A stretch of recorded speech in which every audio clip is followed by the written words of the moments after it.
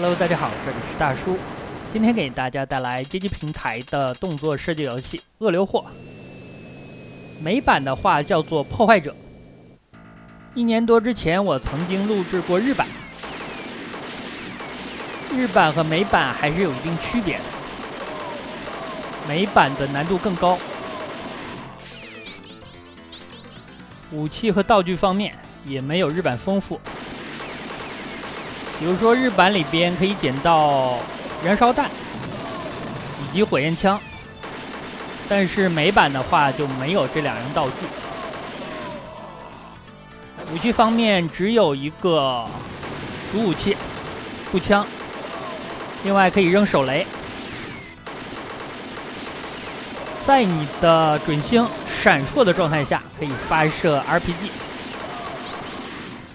RPG 的数量有限，但是威力很高。一般的 BOSS 都扛不了4、5发，所以有些时候如果 RPG 能省的话，还是要省一下的。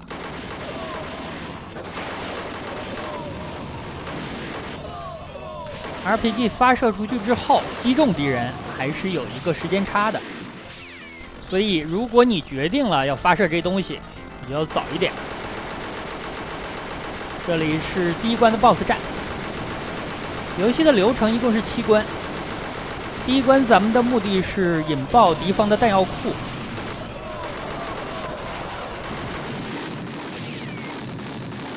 毕竟是第1关的 BOSS， 给玩家上手用的，大概2到3发 RPG 就能够打爆了。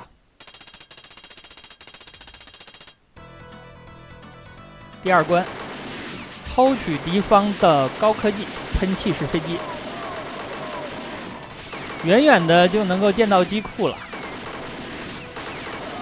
这款游戏的卷轴有一点像前2天我给大家录制的特种部队，但是又有区别。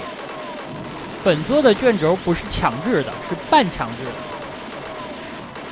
你是可以控制前进的速度还有位置的，向前推摇杆，这个卷轴就往前推进。而且呢，咱们的人物不只能左右移动，上下也有一个躲避的纵深，所以感觉自由度上比特种部队那款游戏要高一点。我玩到第2关就感觉出来美版比日版要难了。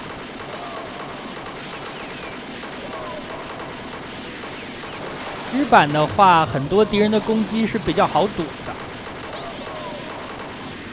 但是美版敌方的一些攻击种类，它的判定范围比日版要大一些，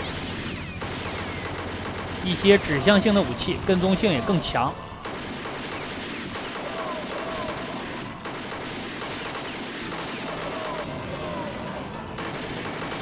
第2关的 BOSS 来了，不知道为什么呀，打这个 BOSS 的时候，我总想起了红白机平台的游戏《鳄鱼先生》。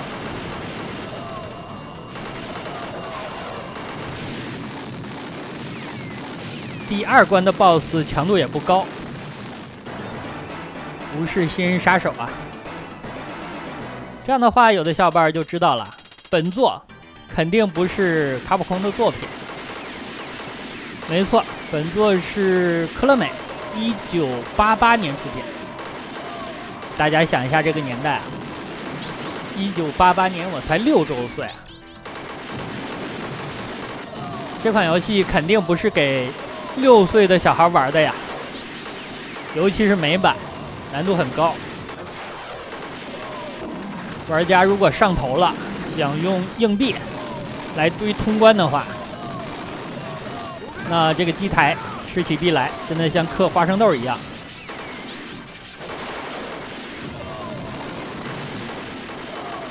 科乐美当年真的做了太多的经典游戏了。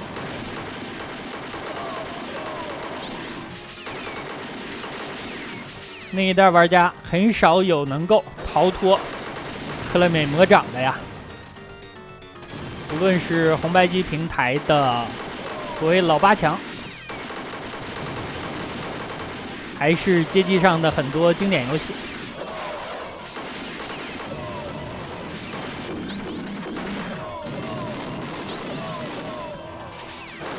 第3关的目的是营救战俘，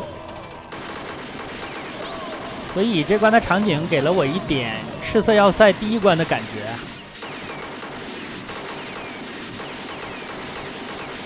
另外，这里我要提醒一下大家，游戏的画面在正中间，因为这个机台的屏幕是竖着的、纵版的，所以呢，我就只能这样处理一下。大家不要总往屏幕的右边瞄啊！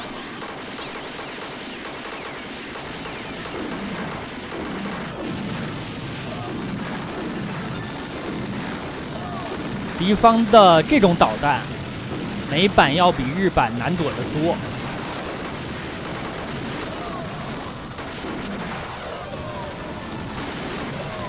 现在它发射的还是蓝色的。到游戏的后期，这个颜色会变，变化了之后，它的跟踪性更强，非常可惜啊！把 BOSS 打爆了，地面上的道具也就同时消失了，这点其实不好啊。一般来说，很多的街机游戏，咱们都是把 BOSS 打完之后，再去捡这些战利品。起码会给你一定的反应时间，而且当年这也是玩很多街机游戏的一个乐趣所在，就是趁着 BOSS 挂了，然后开始抢东西。但这款游戏很显然没有留下这个时间。我猜测呢，恐怕是受到了机能的限制。因为 BOSS 爆炸的时候会占用很多的系统资源，大家注意，本关敌方发射的这个榴弹，它的跟踪性就比上一关要强。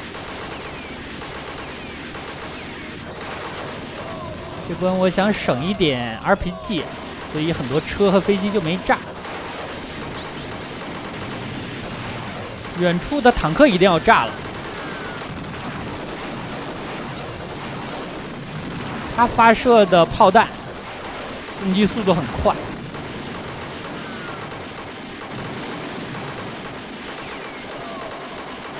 这款游戏如果想少费一点游戏币啊，一定要有2个概念。第一个概念呢，就是咱们移动的时候，刚才也介绍了，可以上下左右移动，所以说你可以认为咱们能够活动的范围是一个坐标系。受到这种纵深视角的影响，那实际上人物如果想挂掉的话，你需要和子弹同时出现在一个坐标点上，否则的话，虽然视觉上这个子弹击中你了，但实际上呢，它是造不成伤害的。另外一点就是敌方的很多指向性攻击，比如说手雷。当敌方向你扔手雷的时候，咱们推摇杆的前不松手，这样的话它是炸不到你的，因为它是瞄准你扔的，但是咱们已经往前带屏幕，离开了它原来瞄准的位置。如果判断的话，咱们往前走，身后会留有一个手雷爆炸的区域。身后的手雷是没什么危险，尤其是打 BOSS 的时候，因为屏幕的卷轴已经不再移动了，这样的话显着咱们可移动的范围就更广。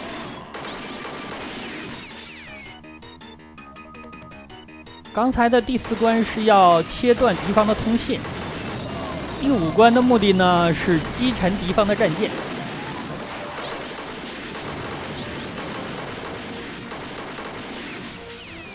我感觉本关的设计啊是存在问题的。看敌方那个战舰失水的话，应该是非常深的。但是人物可以一边往前走一边开枪，你又能感觉到这片海域是个浅海，不大合理啊。所以这个军舰根本就是搁浅了吧？而且这里还有敌方的潜艇，所以说主人公是怎么做到一边往前移动一边开枪的呢？而且能够双手操作 RPG。你如果说是游泳，我是不信的。唯一的解释就是他目前在步行，这里的水深只有1米左右。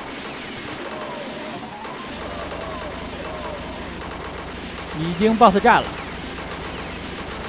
，BOSS 看起来是个汽艇。本关的 BOSS 我感觉难度不亚于最终 BOSS， 因为他扔的这个桶的爆炸范围非常广，比咱们之前遭遇的那些手雷、榴弹，甚至是坦克的炮弹都要难躲，爆炸范围实在是太广了。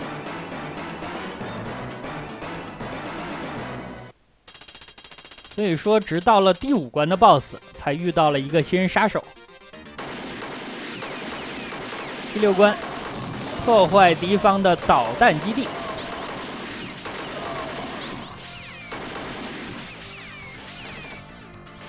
咱们能够控制卷轴移动的速度和位置，但是呢，每一关都是限时的，2分钟。这2分钟呢，你需要走到 BOSS 的位置，一旦到了，这个时间就不再进行倒计时了。第6关也有一个难点，就是敌方的这些飞车党，骑着摩托的家伙。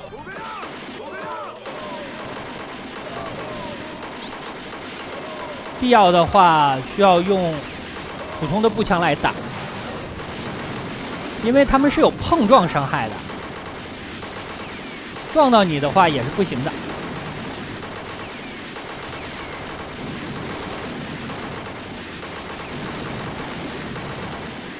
把我逼到了屏幕的角落呀！这个地方敌人太多了，我只能用一发 RPG 了。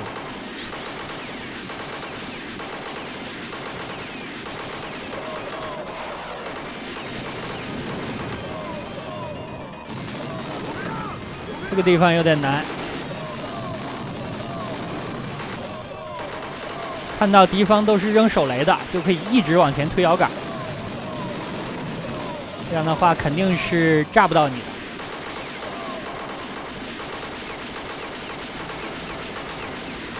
的。6关的 BOSS 有点大呀，这家伙可能是整个游戏当中最大的 BOSS。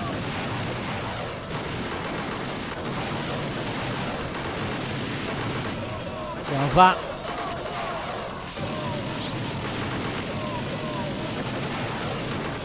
发射 RPG 的时候，人物会在原地站一会儿，这个还是比较危险的。所以说我没有一直在发射这个东西。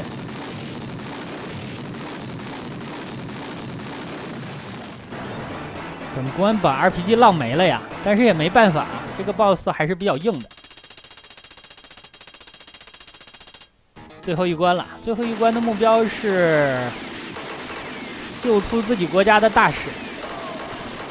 另外还有一个目标，我就不多做介绍了呀。大家看这个人物，应该能够猜到他的原型吧？其实游戏还有个2P 的话，大家也能够猜到。还是魂斗罗的套路。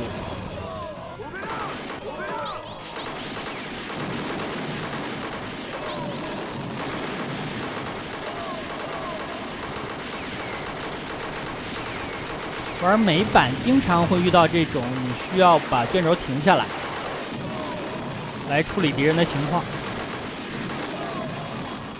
所以通关的时间比日版要长。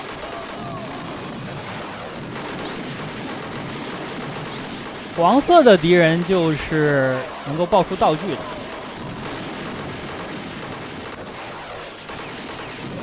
敌方的很多杂兵，他是不会主动和你拉近距离的，反而一直在往前跑。这个时候其实可以利用一下咱们的手雷。这个设定让我很疑惑呀，为什么我的枪射得这么近？看起来非常软绵无力，这符合人设吗？明显是不符合呀。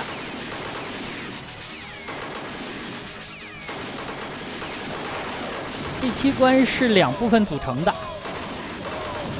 这个地方你可以认为没有 BOSS 战，打的是一堆杂兵。这让我想起了红白机平台的古巴战士，有一关是在下水道里边，也是没有 BOSS 战，打敌方的杂兵，打到一定的数量就可以了。这里要注意，不要被对面的车撞到，也不要被对面的小兵撞到。撞到的话，他们是会掏刀的。给了我一种玩绿色兵团的感觉。这个地方就算是最终 BOSS 战了，但是打完之后呢，咱们还要打一个人，应该是敌方的总统吧。总统还是比较好打的，咱们站在他的肋部，然后扔一颗手雷就可以了。这样的话通关。那好吧，这样一款街机平台的动作射击游戏《涡流货》，美版的话叫做《破坏者》，就给大家录制到这里。感谢大家收看，咱们下个游戏再见。